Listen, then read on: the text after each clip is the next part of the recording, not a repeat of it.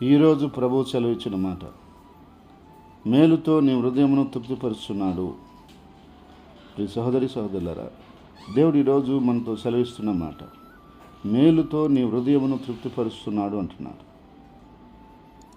ఈరోజు మానవ జీవితంలో అనేక నష్టాలు, కష్టాలు, బాధలతో హృదయం ఎంతో అసంతృప్తితో, అశాంతితో, వేదనతో, బాధతో ఉంది.